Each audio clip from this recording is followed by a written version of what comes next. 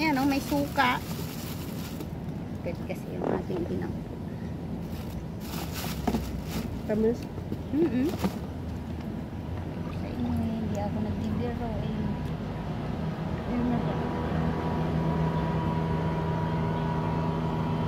Nandiyan na siya sa kabila. Paano nag-spray? Nakasakay naman. Meron yun dun sa taas niya sa likod. Mukha lang siya gumagalaw. Kasi nung pumunta ako dito kanina, may nadaanan dito kung simbahan nila. Doon ba siya magsisimba? Hindi. Oo, dyan. Oo, dyan nga, nadaanan ko. Hindi ka naman dadaan dyan eh. Hindi ba? Pero may dadaanan ako sa dito, simbahan. dito lang. Oo, dyan lang. Dito lang. Dyan lang. Simbahan. Ayan o, ito bagnas. Nasarangsang papaya. Sinong gusto na nasarangsang papaya? Pasaway talaga ako. Bakit tinidor yung kinuha ko?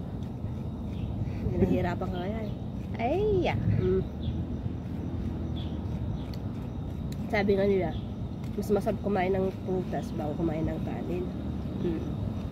Kasi mas maganda yung paano mo yung stomach mo ba. Kasi pag, di ba kadalasan mga Pilipino kung sabi nila dessert. Diba, mali pala yung guys. Pag sabi dessert ang prutas. Dapat bago kumain ka na ng prutas after 30 minutes daw, gano'n. Mas maganda yung pagkwento ng pan mo ng ating nabayan. Hello, thank you for watching. Kamusta na kayo dyan? Naimbaga bigat yung amin dita. Bagong sikat. Wow. Ayan guys, ang sarap ng kulay niya. Sarap ng kulay niya guys. Talagang medyo malambot siya pero hindi siya lahat.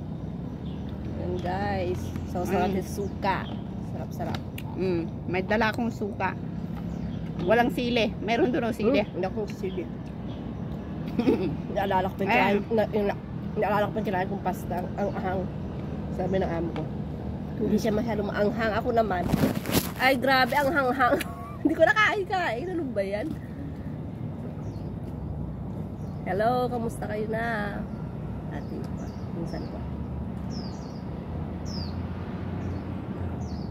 Hindi mo pa pinakita yung mga talong.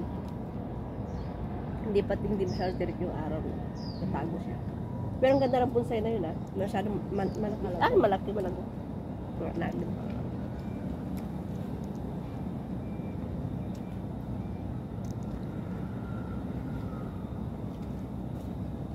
Sausahan sa suka guys ang ating papaya ala.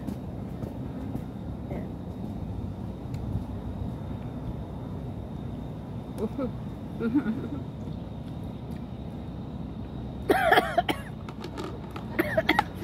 Grabe yung suka mo.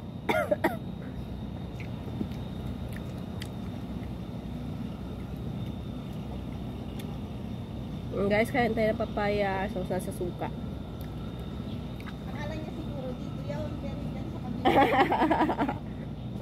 Nagkamali siya. Binibidyo ko lang yung video. Dito natin ipatong para makaupo ako. Ayan, mukbang tayo guys. Mukbang. Papaya mukbang. Pero fresh siya guys. Masarap talaga siya. Basta na. Madali na.